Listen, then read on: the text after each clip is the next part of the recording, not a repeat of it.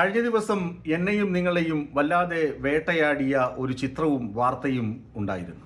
1.5 വയസ്സുകാരൻ അർഷിദിൻ്റെ മരണമായിരുന്നു ആ സംഭവം.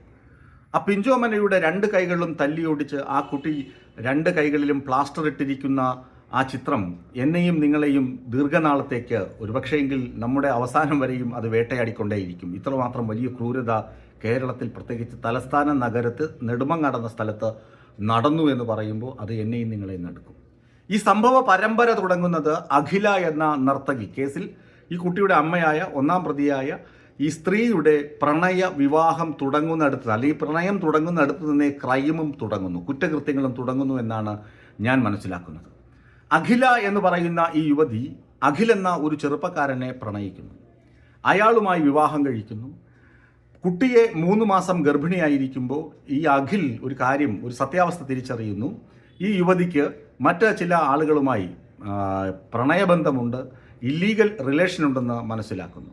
ഇത് ചോദ്യം ചെയ്യുകയും വീട്ടിൽ വഴക്ക് പതിവാവുകയും ചെയ്തപ്പോൾ പോലീസ് സ്റ്റേഷനിൽ നീതി തേടി ഇരുവരും എത്തുന്നു.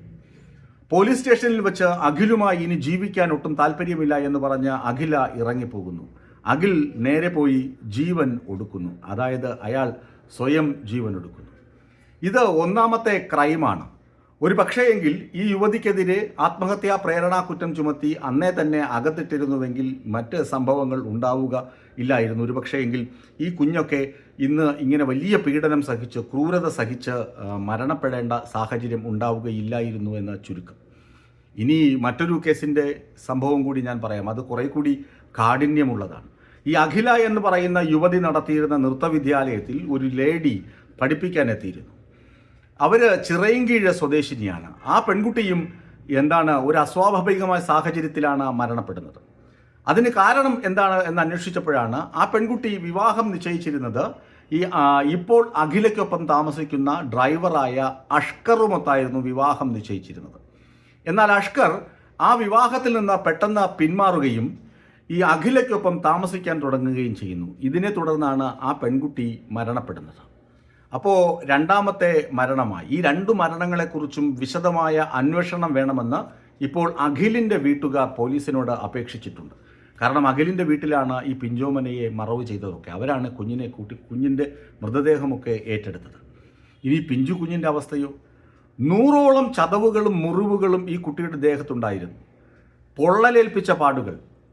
1.5 വയസ്സ്, അതായത് വെറും 15 മാസം പ്രായമുള്ള കുട്ടിയെയാണ് ഇത്രമാത്രം ക്രൂരതയ്ക്ക് ഇവർ ഇരയാക്കിയിരുന്നത് എന്ന ചുരുക്കം.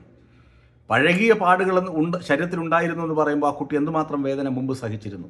കുട്ടി കരയുമ്പോഴൊക്കെ കുട്ടിയുടെ നെഞ്ചത്ത് ചവിട്ടുക, കുട്ടിയെ ചുമരിൽ തലപിടിച്ച് ഇടിക്കുക, കുട്ടിയെ വടികൊണ്ട് അടിക്കുക, അല്ലെങ്കിൽ പൊള്ളലേൽപ്പിക്കുക. അങ്ങനെ 2 കൈയും ഒടിയുക എന്ന് പറയുമ്പോൾ കുട്ടി വീണ് പരിക്കേറ്റു എന്നൊക്കെയാണ് ഇവർ ആശുപത്രിയിലൊക്കെ കള്ളം പറഞ്ഞിരുന്നത്. അതുപോലെ തന്നെ കഴിഞ്ഞ ദിവസം കുട്ടി മരിക്കാനിടയായ സാഹചര്യം എന്താണ്? കുട്ടി ഭക്ഷണം കഴിക്കുന്നില്ല, ചോറ് കഴിക്കാൻ വിമുഖത കാണിച്ചപ്പോൾ ഈ ദുഷ്ടനായ അഷ്കർ എന്ന കഥാപാത്രം, ഇവളുടെ കാമുകൻ, ആ കുട്ടിയുടെ തല ചുമരിൽ പിടിച്ച് ഇടിക്കുകയാണ്. എന്തൊരു കഠിനമായ ഹൃദയമാണ് അയാൾ കാണിച്ചത്. പിഞ്ചോമനകളെ ഇങ്ങനെയാണോ ചെയ്യുന്നത്? അപ്പോൾ ആ കുട്ടിക്ക് ശ്വാസതടസ്സമുണ്ടാകുന്നു, ചോറ് ഛർദ്ദിക്കുന്നു, ഇയാൾ ആശുപത്രി കൊണ്ടുപോകുന്നു. ആശുപത്രിയിൽ എത്തിക്കുന്നതിന് മുമ്പ് തന്നെ കുട്ടി മരണപ്പെടുന്നു. ഇനിയും ക്രൂരതകളുടെ ഈ ലോകത്ത് ഞാനില്ല എന്ന് പറഞ്ഞ് ആ കുട്ടി മടങ്ങിപ്പോയി ദൈവത്തിൻ്റെ സങ്കേതത്തിലേക്ക്. ഇത്രയും ക്രൂരത. 1 അഖിലിൻ്റെ മരണം, 2 അവിടെ പഠിപ്പിച്ചുകൊണ്ടിരുന്ന യുവതിയുടെ മരണം. ഈ 2 മരണങ്ങളിലും ഇവർക്ക്, ഈ അഷ്കറിനും അഖിലയ്ക്കും കൃത്യമായ പങ്കുണ്ട് എന്ന സൂചനകളാണ് ഇപ്പോൾ പുറത്തു വരുന്നത്.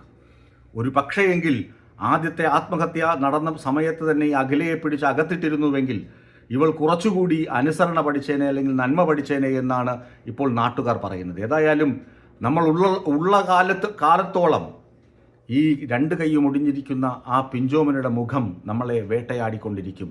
നമ്മുടെ സമൂഹം ഇത്രമാത്രം ഇരുളടഞ്ഞ ഒരു സമൂഹമാണ് എന്ന വസ്തുത നമ്മൾ തിരിച്ചറിയുകയും ചെയ്യുന്നുണ്ട്.